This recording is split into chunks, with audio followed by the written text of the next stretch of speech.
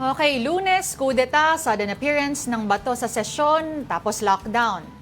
Martes, sagutan sa plenaryo. I have the floor. Miyerkules, kanta-kanta ng PMA hymn, suntukan daw sa lounge, barena, at yung climax, utukan. Huwebes, ano naman kayang pasabog na balita ang manggagaling sa Senado? Isa po yun yung narinig nyo kanina, pero mas maraming tanong kaysa sagot. Ako po si Lourdes Vera. At ako naman po si Denise Tan. This is the big question. Are we being taken for a ride? Well, hold tight. Ito na po ang Afternoon Delight.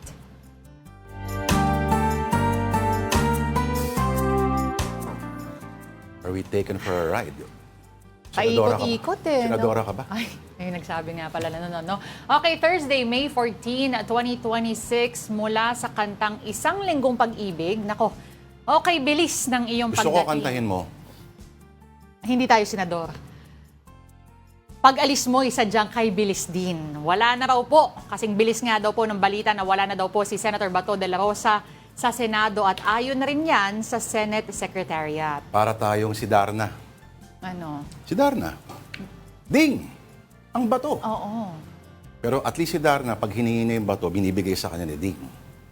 Eh yung bato nasa ngayon. Ayun, hindi Okay, may reports daw na nakita na raw sa airport. Ayon sa secretariat, wala na raw sa building. Ang isang pang report ay kasama raw umalis ni Senator, yung gumanap sa kanya sa pelikula. Talambuhay niya. Ayun nga yung malaking tanong, dahil kanina, dun sa we heard Yusek Claire Castro go live actually with NBI Director Matibag as well as PNP Chief Nagtates. At sinasabi nila na meron daw several reports as early as 11 a.m. na wala na nga daw itong si Senator Bato sa Senado, pero hanggang ngayon ay hindi nila, sila mismo, hindi nila kino-confirm. Kailangan pa daw i-double check talaga.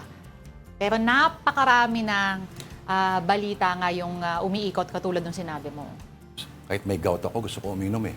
Naglabas ng selfie pa yung abogado ni Senator Bato o isa sa mga abogado niya na si Attorney Israelito Torion, supposedly taken at 12:30 in the very early morning of Thursday, May 14. At kita pa rin yung mga basag-basag na sa likod. Then medyo mid-morning today, sabi ng isa niya pang abogado na si Attorney Jimmy Bondoc, nasa Senate pa daw itong si Bato. Then after that, the Senate Secretariat said Senator Bato left their premises at 2:30 a.m. today. Both lawyers invoked confidentiality at ang sagot nila ay no comment. Oo. let me be the one.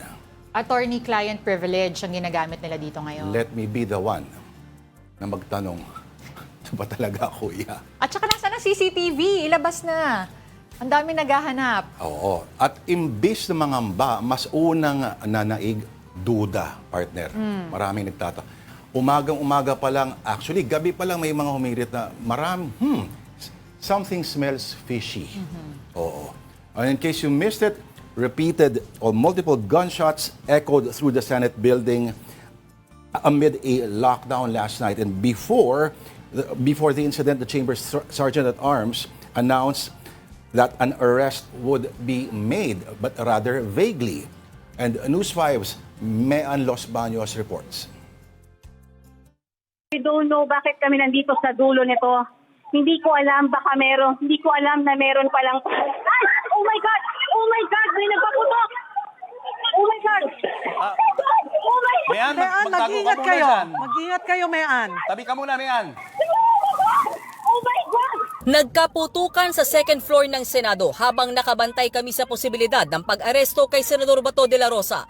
Sa gitna yan ang aking live coverage para sa Frontline Pilipinas. Pinaatras at pinaalis kaming mga taga-media. Napapaligiran din kami ng mga tauhan ng PNP at ng Office of Sergeant-at-Arms. Ilan sa kanila may hawak na baril at nakasuot pa ng bulletproof vest. Dito first kami! Delay na first kami! Tapos mo! Pagkara magputukan! Sir! Huwag kayo marula! Sir, what's happening? Habang naghihintay kami, ay nagkaroon ng putukan. Kung saan nakita namin una nagpaputok. Huwag kayo marula! Okay? Bata! Oh my God! Kuya, what's happening? Hanggang sa maya-maya narinig ulit namin ang putok ng baril. Oh my God, Senator Junior! Nagkakatutukan dito! Oh my God! Oh my God! Oh my God! Mayan, Mag-ingat kayo dyan. Publika mo na, Mean. Oo. Publika mo na, Mean. Nagtuloy-tuloy pa ang putok ng baril habang pinapaatras kami. Naririnig niyo ba? Naririnig namin. Tuloy-tuloy. Sunod-sunod ang Tuloy-tuloy. tutukan. Yan. Ilang saglit lang, meron na namang nagpaputok. Oh my God, ayun na naman. Ayun na naman. Mean. Hinakawi na tayo, hinakawi tayo. Mean. Sa gitna niyan, napatayan din kami ng ilaw. Nasa unahan ako mismo, so nakikita ko dito unless, sir, wag niyo na po akong palisin, please. Dumating din si Senate Sergeant Arms Mau Aplaska. Tinatanong namin kung bakit may barilan pero pinapaatras lang kami. Sir, bakit po? Sir, bakit may barilan, sir? Hanggang sa kinordona na nila ang bahaging ito ng Senado. Bago ang putukan, syempo namang dumating dito sa Senado ang articles of impeachment laban kay Vice President Sara Duterte. Hindi kami tumigil sa kakatanong kung sino ang nagpaputok hanggang sa makapanayam namin si Senate Secretary Dong Mendoza. Perceived NBI agents daw ang nakapasok sa Senado.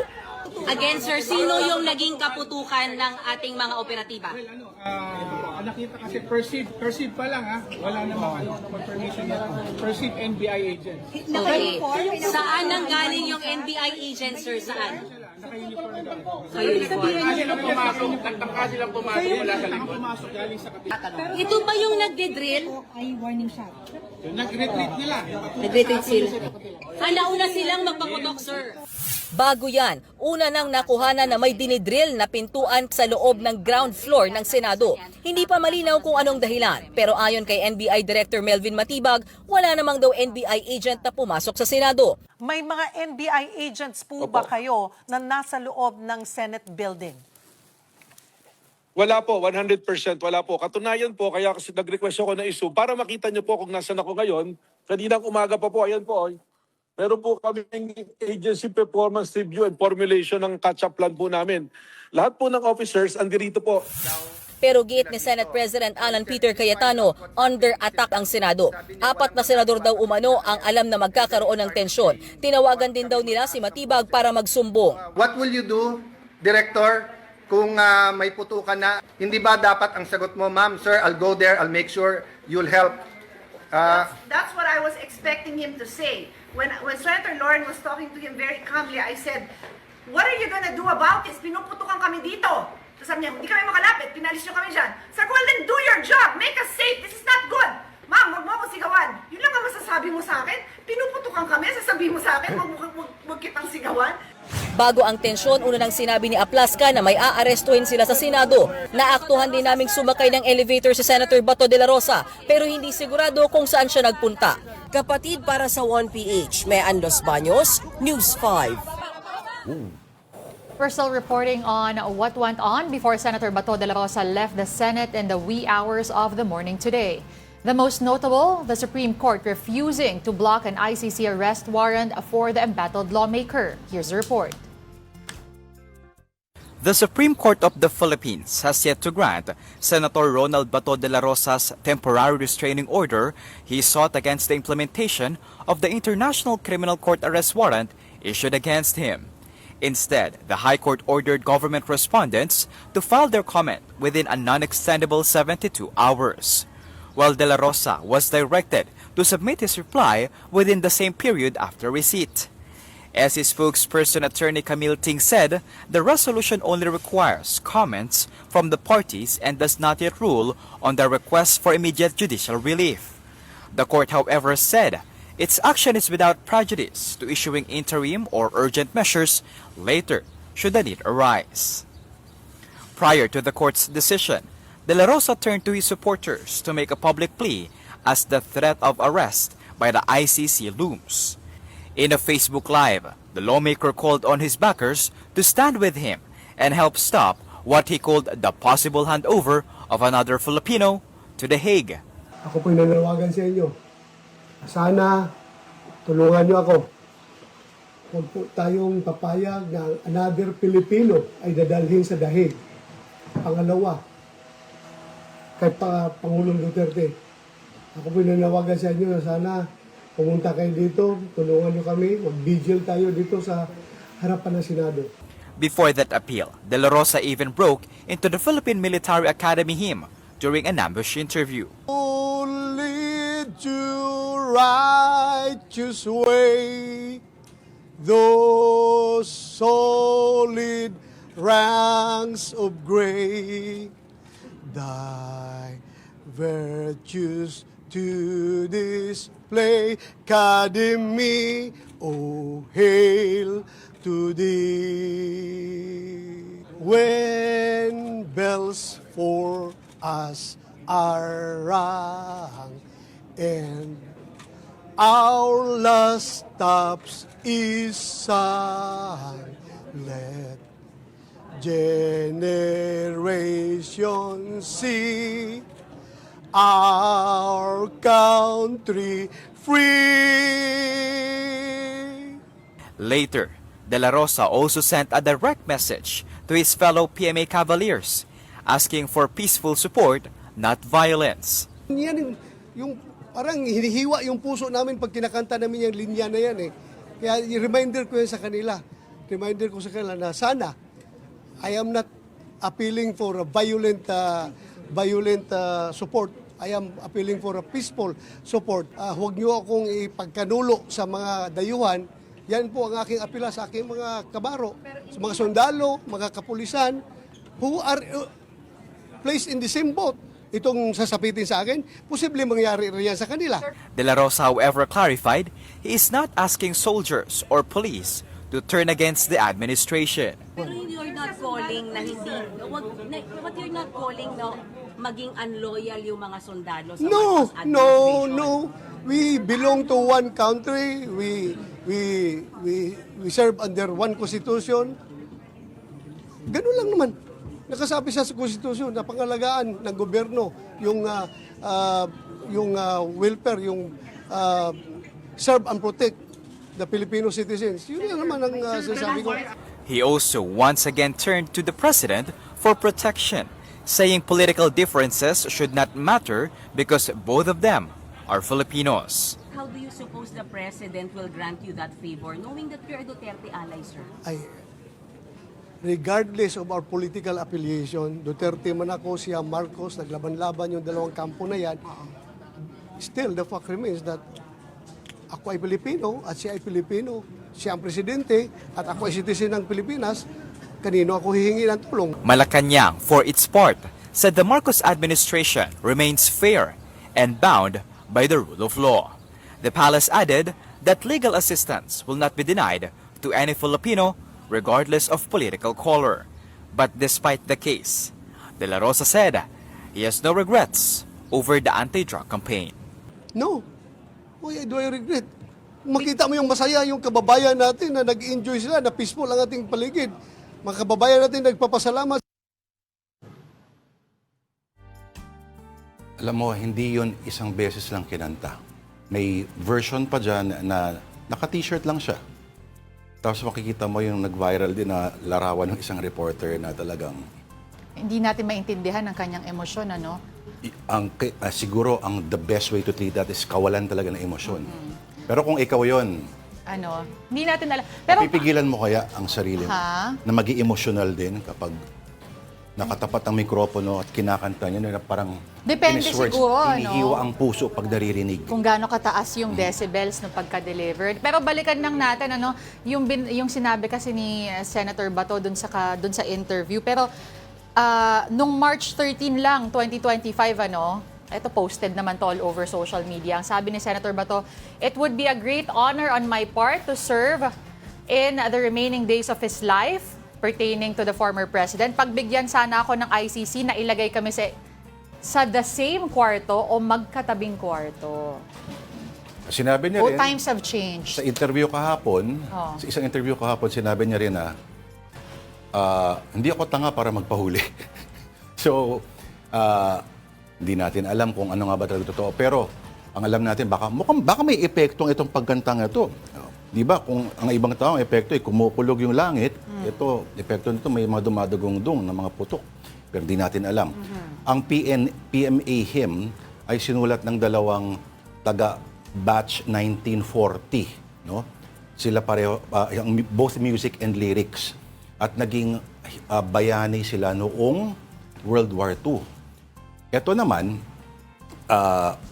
wala naman siguro connection dito na yung current ay bagong Sergeant at Arms sa Sergeant Senado Aha. ay mista daw ni Senator Bato. The thick platens, Madami tayong pag-uusapan. maraming tanong. Pero kailangan muna natin, maliban sa malamig na inumin, break muna. Pero hindi namin kayo bebreakan kasi marami pa kaming kwento sa inyo at magbabalik po ang Afternoon Delight. This is AP News Minute. President Donald Trump arrived in Beijing for a summit with Chinese leader Xi Jinping amid global concerns about war, trade, and artificial intelligence. The visit comes at a critical time for Trump as his popularity is affected by the U.S.-Israel war with Iran and rising inflation. Prosecutors will retry Alec Murdaugh for the murder of his wife and son after the state Supreme Court overturned his conviction. Attorney General Alan Wilson said his office respected the court's decision, but no one is above the law. Gunfire erupted in the Philippine Senate during efforts to arrest a senator sought by the International Criminal Court for his role in a deadly drug crackdown, causing chaos. No one was hurt, officials said. There is no cure or treatment for dementia, but researchers are exploring new technology that will make life easier for people with the disease. A UK company is developing AI-powered spectacles to help people with dementia live independently longer.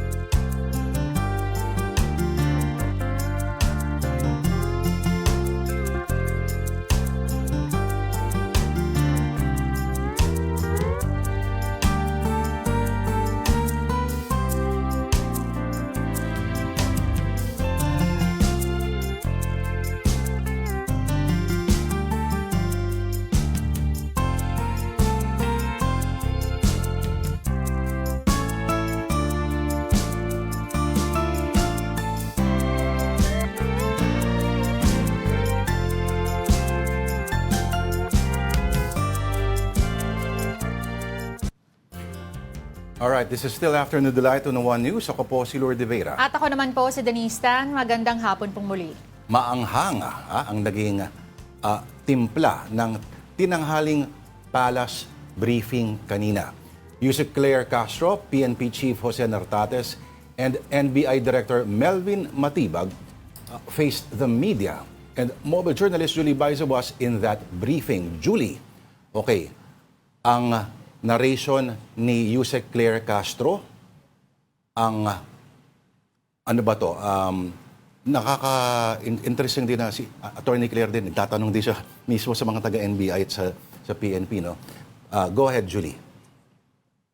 Yes, Lord Denise, inilahad nga ng palasyo ng National Bureau of Investigation at ng Philippine National Police yung kanilang panig doon sa nangyaring insidente sa Senado kagabi. Ipinaliwanag ni Palace Press Officer Claire Castro yung na nandoon nga lamang yung NBI agents sa GSIS premises bilang tugon sa hiling ni GSIS General Manager Vic Veloso na i-secure yung lugar. Wala raw operasyon para arestuhin si Senador Bato de la Rosa. Paglalahad pa ni Castro, si Senate Sergeant at Arms Mau Aplasca yung unang nagpaputok ng warning shot doon sa NBI agent. Nagpaliwanag din naman yung NBI kung bakit nagsasagawa ng drilling kagabi doon sa gate ng GSIS premises. Yan yung una, yung gate daw na iyon, ang may hawak ng access or susi is yung OSAA or yung Senate Sergeant at Arms. Tinanggal daw yung lock para para sarahan yung gate dahil labas-masok na daw yung iba't ibang mga tao doon at nahihirapan na ma-secure yung GSIS area. Kaya kung makikita raw sa video, hindi lang naman daw drilling yung ginawa, kundi naglikay din sila ng mga metal cabinet para nga hindi na madaanan, kumbaga nilagyan na ng harang. Hindi naman na direktang makasagot yung NBI at saka Philippine National Police kanina doon sa mga haka-haka na stage yung nangyaring putukan. Gumugulong daw kasi yung investigasyon. Pero kung nga PNP ang tatanungin, tuloy naman daw sila sa pangangalap ng mga statement at mga ebidensya. Yan naman daw yung mga statement na to, mga around 20 na personalities yung nakausap nila. Ibabangga daw yan sa mga physical evidence, mga CCTV footages. Pero ang NBI, although sinabi nga nila na ongoing investigation, umamin naman kanina si Director Matibag na kung punto de vista ng ilan sa mga NBI agents yung titingnan, mukhang stage. Pero again, yung official official statement ay ongoing pa yung investigation at hindi pa sila makakapagsalita. Ang sabi ng PNP, ang Pasay City Police Station sa pakikipagtulungan sa CIDG yung humahawak ng investigasyon ngayon sa kaso, kasi tinanong na rin kanina sino-sino ba yung mga involved, and hindi na nga rin sinagot kung kasama ba sa iniimbestigahan si Sergeant at Arms Mau Aplaska.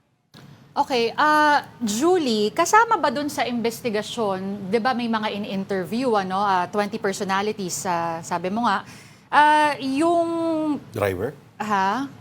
Hindi, mamaya idagdag natin yung driver, Julie, pero yung pagkuha din, yung pag-retrieve sa lahat ng may hawak ng firearms, sa lahat ng may hawak ng mga ano tawag doon, yung long weapons, kasi 'di ba may mga serial number yan and may corresponding bullets as well. Hindi ba pwedeng ibanggayan dahil yung Soko, nakita ko nandiyan na kanina, minamarkahan na rin yung mga, I'm sure yung mga shells na recover na rin ng Soko, kasi kung walang karagdagang ganong information, magiging he said she said pa rin yan. Yes, Denise, lahat ng physical evidences, bukod nga doon sa mga CCTV footages at lahat ng mga maaaring makausap na nandoon sa lugar, yan daw yung nilalapitan ng Philippine National Police. Kinukuha isa-isa yung statement nitong mga nandoon. So we're assuming na kasama yan kasi kahit nga yung mga baso, kasama yan sa mga titingnan at iimbestigahan, kasama sa mga isa-secure na ebidensya ng Philippine National Police yan. And again, doon sa mga personalities kasi, hindi nga pwedeng mag-disclose kung sino-sino ba ito dahil hawak na nga ng Pasay City Police Station yung kanilang investigasyon. Kaya hindi na nga rin sinagot kanina kung kasama ba si Mau Aplaska. Julie, sinabi rin naman ni Director Matibag na may mga agents daw sila sa GSIS building pero hindi raw armado. Tama? May mga agents sila para i-secure yung GSIS building, yung area. Kasi di ba ang Senate nasa loob siya ng GSIS complex. Kaya dapat malinaw na yung building yung kanilang sinesecure. Kasi ang pinupunto nga nila, they are outside. Wala sila doon sa loob ng building. So yun yung sinasabi ni Director Matibag kanina. And doon naman sa armed, kasi nga dahil bahagi daw yung may mga dalang gears. Kasi nga peace and order yung ni-request sa kanila ng GSIS ni GM Wick Veloso na i-secure nila yung lugar. So merong may gears yung kanilang mga agents. Okay, sa balita naman may nagtanong na isang reporter kanina, anong gagawin kunyari may makakita kay Senator Bato de la Rosa? Officially, hindi raw siya ipapa-aresto. Tama ba?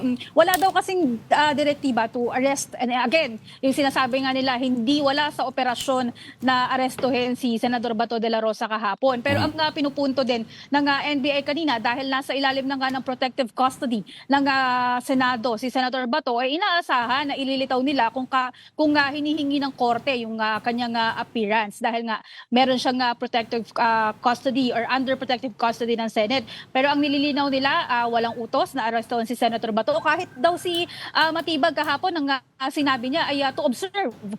Kumbaga kapag nakita niyo si Bato, si Senator Bato rather, ay obserbahan ninyo or bantayan lamang yung kilos at hindi mag-serve ng warrant or arrestuhin siya. Yun yung ililaw nila kanina. Mismong Pangulo, naglabas rin na disclaimer, di ba, Julie? Hindi raw Yes, hindi raw last night. taong gobyerno yung mga yon.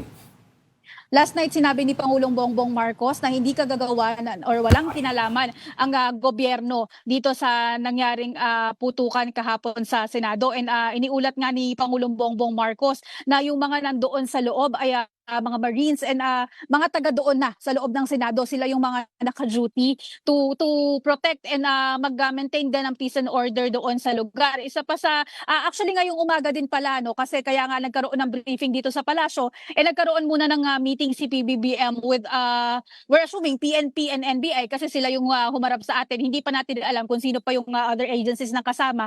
And ang direktiba sa kanila ng Pangulo, malaman, matukoy at mailabas kung ano yung tunay na nangyari at mapanagot kung sino yung mga dapat managot dyan sa nangyari sa Senado. Julie, anong sinabi ni NBI Director Matibag dun sa sinasabing driver daw ng NBI, itong 44-year-old na Mel Oragon daw, na di umano'y nagpaputok daw? Yes, tinanong kanina si Oragon kasi ang lumalabas nga sa mga balita ay driver siya na employed ng National Bureau of Investigation. Ang sabi kanina ni Matibag, based on their records, wala siya sa record ng National Bureau of Investigation, pero sa personal na pagsisiyasat niya, lumalabas nga na volunteer etong si Oragon ng NBI. NBI volunteer siya, so hindi siya employee. And kahapon, nandoon nga siya as a volunteer driver. So for context daw kasi, merong mga force multipliers na sumasama sa mga operasyon, which is yung nirequest nga ng GSIS to secure the area. So yun, hindi siya NBI employee, yun yung nililinaw niya kanina. Ang weird lang, ano? Pwede ka pala mag-volunteer driver para sa NBI? Oo, tapos, ang weird naman na for security, ang tatawagan mo NBI at hindi yung pinakamalapit na police department. Anyway, marami pa ring tanong. Julie, may sinabi na bang sagot ang Pangulo tungkol doon sa sulat ni Senadora Amy Marcos na may mga kailangan daw ipatanggal? Ang palasyo hindi pa naglalabas ng statement tungkol dyan sa sulat ni Senadora Amy Marcos sa kanyang kapatid na to temporarily relieve. Kasama nga yung kaninang humarap sa atin na si Director Matibag. Pero si Matibag inirerespeto naman daw yung naging opinion or hiling ng Senadora. Alright. Maraming salamat sa iyong ulat ang ating mobile journalist, Julie Baiza. Thank you, Julie. And as an offshoot of yesterday's chaos at the Senate, opposition groups blast Senate President Alan Peter Cayetano for using state resources to help Senator Bato de la Rosa evade the law. And among those voices are a guest, National President of Akbayan Party List, Rafaela David. Paeng, welcome again to Afternoon Delight. Si Lourdes Vera po at si Denise Tan. Yes, hello Lourdes and Denise. Magandang hapon sa inyo at sa mga tagapanood natin ngayong hapon. We all saw it last night, hours on end of this coverage na nagkaputukan, nagkagulo sa loob ng Senado. What do you make of that na lahat ng yon after bumalik at nagpakita ulit si Senator Bato de la Rosa? Oo, nako, sa totoo lang talaga nakakabahala at ang daming tanong pagkatapos nung nangyari kahapon. Imaginein po natin yung kaguluhan sa Senate in the last 3 days. It's all to protect this one man, an alleged mass murderer, a fugitive, at sangkot din sa iba't iba pang mga kaso at anomalya in the past administration. Kaya talagang nakakapagtaka that the Senate turned into a shooting range at hideout ni accused mass murderer Senator Bato de la Rosa. Para sa amin, the blame falls squarely on the Senate leadership o under Alan Peter Cayetano. Imagine, 3 araw pa lang po siya. Hindi lang po naging shootout yung Senado and naging katatawanan nga nung nagkaroon pa ng habulan nung Monday. Para sa amin, klaro po that the Senate leadership is complicit sa obstruction of justice. At hindi lang po obstruction of justice, aiding and abetting na po yan. Tinulungan na po niya yung tumatakbo sa panawagan ng katarungan. Tandaan po natin, inamin na ni Senator Alan Peter Cayetano, sasakyan niya daw yung ginamit para ipasok si Bato de la Rosa para maboto siya as Senate President. Tapos after nun, it's under his leadership, their failure, either through sheer incompetence o posible ding by design, kaya nga may mga aligasyon na baka staged ito or diversionary tactics, yung failure po niya to ensure peace and order sa Senado created this chaos, allowing for a possible escape ni Bato de la Rosa. Hanggang ngayon, hindi pa natin alam nasaan siya at hindi ma-confirm kung nandun pa siya. Kung under siya ng protective custody ni Alan Peter, ilabas nila, ipakita nila kung nasa na si Bato de la Rosa. Paeng, kung totoo nga na nakatakas sa ito or pinatakas si Senator Bato de la Rosa, ka-announce lang din ni Senate President Cayetano na Monday daw, sasama na sa order of business, magkukonvene as impeachment court sa May 18 ang Senado. Masiseryoso pa ba ng grupo ninyo ito? Alam niyo po ang nakakatakot lalo na under Alan Peter Cayetano's leadership na nagkakagulo nga ang Senado ay baka mamaya maulit yung Cheese Escudero incident ng pang-archive ng impeachment. Kaya napakahalagang bantayan po natin, siguraduhin na talagang i-convene nila yung impeachment court at hindi ibabasura yung impeachment articles of impeachment na pinasa kahapon din ng House of Representatives sa Senado. Kailangan pong siguraduhin natin na hindi nila ibablock ang katarungan, hindi patuloy na obstruction of justice. Kaya nga po kami nagmarcha kahapon papuntang Senado para hamunin si Alan Peter na ipatunayan niya na hindi siya protektor ni Bato at ni Sara. With what happened last night, medyo yung ating pong doubts doon sa credibility ng Alan Peter Cayetano-led Senate will make sure na talagang magkakaroon ng fair trial in favor of the people. Kaya po, actually, ang panawagan na natin ngayon, sana naman tayong publiko, manawagan tayo ng talagang Senate leadership na kayang panindigan ang katarungan, hindi yung pinoprotektahan lang si Senator Bato at si Sara Duterte. Okay, Paeng, how can the public do that? I mean, sinabi mo na, no, na manawagan for all those causes, but how can they really come into play in terms of making sure na ang publiko ay hindi pinapaikot, hindi niloloko, at hindi pinaglalaroan? Kailangan po bantayan natin lalo na yung mga kumakalat na fake news at pagtulungan po natin kilatisin lahat ng impormasyon na nakukuha natin, lalo na iba-iba yung sinasabi ng iba't ibang panig. Napakahalaga po bilang publiko na hindi tayo magpapaloko at hindi tayo magpapalinlang sa mga theatrics. At itong parang pinapaiko tayo, we were taken for a ride. So number 1 po na task natin, siguraduhin kilatisin yung katotohanan at huwag maniwala doon sa mga sabay-sabay nag-Facebook live kagabi na part ng majority na para bang sila talaga yung ape, samantala sila ay pumoprotekta sa isang pugante. Gayon din po, patuloy po tayong pupunta sa Senado, magbabantay habang pinapanawagan natin na magkaroon ng patas na trial sa Senado pagdating sa impeachment ni VP Sara. Gayon din po, hindi lang Senado ang ating kakalampagin, pati po yung ekotibo, kailangan nating siguraduhin at i-pressure, panawagan natin yung siguraduhin na ma-enforce yung warrant of arrest kay Bato. Kasi sa totoo lang, hindi na dapat umabot ng ilang araw na hinayaang nagtatago si Bato sa Senado. Ngayon tuloy nakalusot. Imagine, there's already a valid warrant of arrest nung Monday pa lang. Wednesday, nagtatago pa rin siya sa Senado. This is a clear display of incompetence at nakakalungkot under the leadership ni John Vic Remulla, yung DILG, and hopefully yung PNP dapat nagawa na ng paraan na mapatupad yung warrant. So this is a failure in law enforcement and ang panawagan po dapat ng publiko ay gawin dapat ng ehekutibo din yung kanyang trabaho. Alright. Sayang, bitin yung oras natin pero maraming salamat. Thank you for joining us this afternoon. Rafaela David, Akbayan Party List National President. Thank you, Paeng. Salamat din, magandang hapon. Alright, ang tanong ngayon nasa na nga si Senador Bato matapos ang gulo?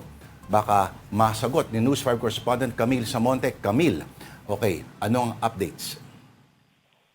Yes, Lord, base nga sa isang mapagkakatiwalaang source, 2:30 raw ng madaling araw kanina nang lumabas sa Senate building si Senator Ronald Bato de la Rosa. Ilang oras lang yan matapos umalingaw-ngaw ang sunod-sunod na putok ng baril sa loob ng Senado. Kinumpirma raw ng Senate Secretariat sa isang hindi nagpakilalang senador ang impormasyon. Wanted ngayon ng International Criminal Court si Bato para sa kasong crimes against humanity. Una na ring iginiit ng Department of Justice na pwedeng arestuhin o isuko si Bato sa ating local authorities at dalhin nga sa ICC. Pero sabi ni Senate President Alan Peter Cayetano, hindi niya makumpirma kung saan nananatili ngayon si Bato. Nalamang na lang daw niya itong impormasyon na wala na sa Senado ang senador nang mabanggit ito sa palace briefing kanina. Maging yung mga abogado ni De La Rosa na sina Attorney Celito Torion at Jimmy Bondo ay tumangging kumpirmahin kung nasaan si Bato dahil sa anilay attorney-client privilege. Hinihintay pa rin daw ni Cayetano ang official report ng DILG kaugnay sa nangyaring putukan kagabi sa loob ng Senado. Lord? Okay. Camille, ano yung last known information about Senator Bato de la Rosa? Because last night, we saw a video of him riding the elevator. Dun sa video, may close-up, pababa, kaya tumakbo pababa ang ating mga reporter. Tapos parang hindi naman daw natuloy doon, umakyat daw ulit. Saan siya pumunta, to your knowledge? At sino daw yung huling kasama pala? Denise, base dun sa post ng kanyang abogado na si Attorney Torion, sila yung huling magkasama. In fact, after nga mangyari itong putukan sa loob ng Senado, ay bumaba itong si Attorney Torion kasama si Senator Bato para tignan yung crime scene. In fact, nagphoto pa nga sila together, tapos pinicturean din ni Attorney Torion yung pinaka-crime scene kung saan nakita yung bintana na may mga putok nga nung barel. So, at around midnight yung huling post na yun eh. And then after that, yun nga, nung sumakay na raw sa elevator, ay wala nang nakakita kay Senator Bato. So ang hirap din, Denise, kasi siyempre dahil nga after mangyari yung putukan, ay pinalabas yung media at nagkaroon uli ng lockdown. So may ilang mga security na lamang na natira dito. Tapos nag-change din ng shift from yung mga graveyard to morning. So wala talaga makapagbigay ng specific detail nga kung or photo man lang kung sa nga ba talaga ay nakalabas sa building ng Senado. Pero yun nga, may source na nagsabi na around 2:30 a.m. nakalabas ng building ng Senate itong si Senator De La Rosa. Hindi ko alam, Camille, kung may nakausap ka ng mga taga-DOJ, Pero kahit sabihin natin na may lookout order na wala pa namang... Oo, wala nga eh. Wala namang pipigil kay Senator Bato kung aalis siya, di ba?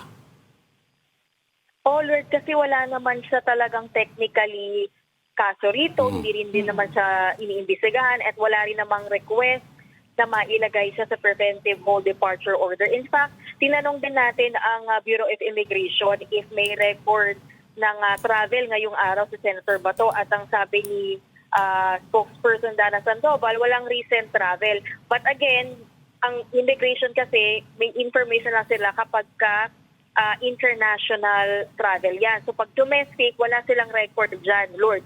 So hindi natin makumpirma kung totoo rin ba yung ulat na kumakalat na allegedly may nakakita rin daw sa kanya sa airport. So hindi natin masasabi, Lord. Alright. Nako, kaya pa ba isang tanong? Sige Camille, umattend ka ba nung kanina, Lord. press con ni Senator Cayetano? Yes, Lord. Ayon kay Cayetano, dinirekta na nga niya yung secretariat na maisama na nga itong articles of impeachment sa calendar of business para nga ma-refer at by Monday, May 18, ay magko-convene na nga ang Senado bilang impeachment court. At oras nga na mag-convene ang Senado, bilang impeachment court ay manunumpa na si Cayetano bilang presiding officer at yung 23 na senador na tatayo bilang prosecutors. At dyan sa proseso nila rin yan, masusundan yung pag-i-issue ng summons, yung paghingi ng sagot mula kay VP Sara at then yung pre-trial. So matapos yan, Lord, saka lamang haandar yung proseso pero hindi masabi ni Cayetano kung kailan magsisimula itong aktual na paglilitis. Pero pagtitiyak ni Cayetano, walang delay dahil susundin daw nila ang rules sa ilalim ng konstitusyon. Iginiit din niya na walang sino man sa 13 members ng Senate majority ang nagsabing ayaw nilang magkaroon ng impeachment trial ni VP Sara Duterte. At may dagdag ko na lang din na panghuli, Lord. Sinabi rin ni Cayetano na may sumusubok umano na mula sa minority bloc na kumuha ng mga miyembro mula sa majority bloc para muling sumali sa kanila. Sabi ni Cayetano, expected naman daw yan, may invitations daw to talk, at di umano ay may pananakot. So, I guess, makikita natin sa Monday if there will be another change of leadership. So, yun ang aabangan natin. Alright. Maraming salamat sa iyong ulat, ang ating News 5 correspondent. Thank you, Camille Samonte. And this is Afternoon Delight on One News. Just need to pause for another break. We'll be back.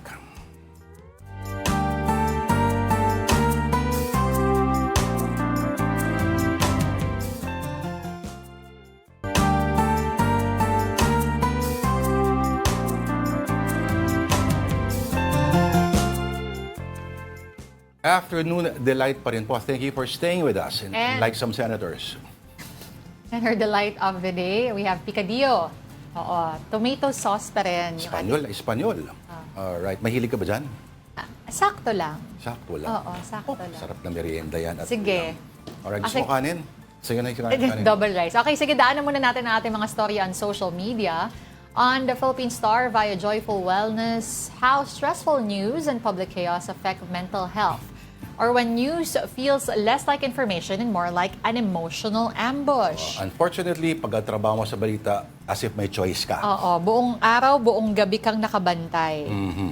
Oo. Pero meron din ako nabasang ganito na sometimes you really have to step back. It is important for you to be informed, stay informed. Pero kung talaga if it's too much, if it's affecting you already, medyo kailangan ng pause. Problema mo rin minsan pag yung inuman ng kaibigan hindi naman involved sa news, kailangan mo pa rin magkwento. Oo, so reliving the trauma. Pero bago tayo magtapos, saludo po sa lahat po ng mga kapatid natin, mga reporters na nandun kagabi. At kahit may reactions of alarm na nakatutok pa rin ang camera at hindi tumitigil sa pagkikwento. At ramdam mo na dumadaan sila sa iba-ibang emosyon, pero tuloy-tuloy pa rin yung pag-annotate, tuloy-tuloy pa rin ang pagbibigay sa atin ng balita na kailangan nating malaman. Alright. Okay. Konting public service, Philippine Star. Kahapon, brown out sa amin, expected again today. The Luzon and the Visayas power grids will once again be placed under red alert. This day, May 14, 2026, due to critically low electricity supply. The alert status will be in effect from 4 p.m. to 10 p.m. in Luzon and from 4 p.m. to 9 p.m. in the Visayas. Kaya, charge ng lahat ng baterya, ng yung mga emergency lights, tubig na rin. Actually, pwede rin namang Siguro, for further info kung saan specific o buong Luzon ba mangyayari ito, may mga social media accounts po, yung mga ahensyang nabanggit. But make sure that you're stocked with the essential items.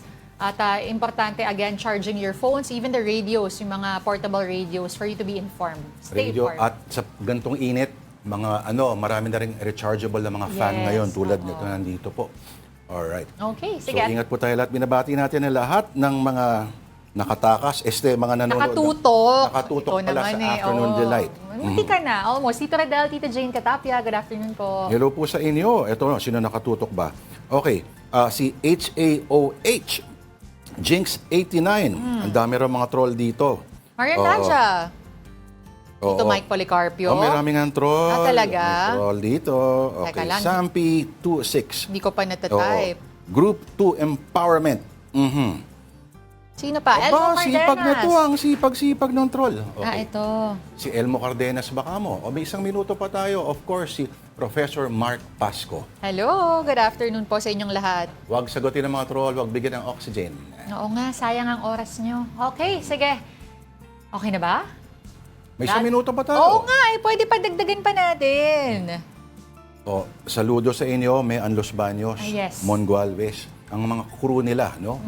Tama mo na si Arles, nandun din si Arles Arles kagabi. de los Santos, Oo. mabuhay kayo. Kaninang umaga lang din umuwi. At lahat ng mga kawani ng media.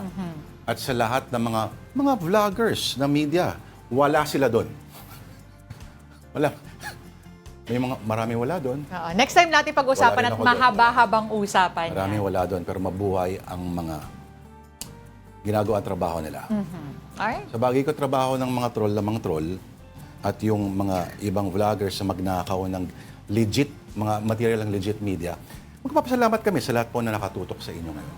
Okay, and that will have to do it for us this Thursday, May 14. Thank you for watching Afternoon Delight. Ako po, si Denise Tan. Alright, join us again tomorrow, 2 p.m. Lourdes de Vera po, kapatid. We are one news, all sides, all the time.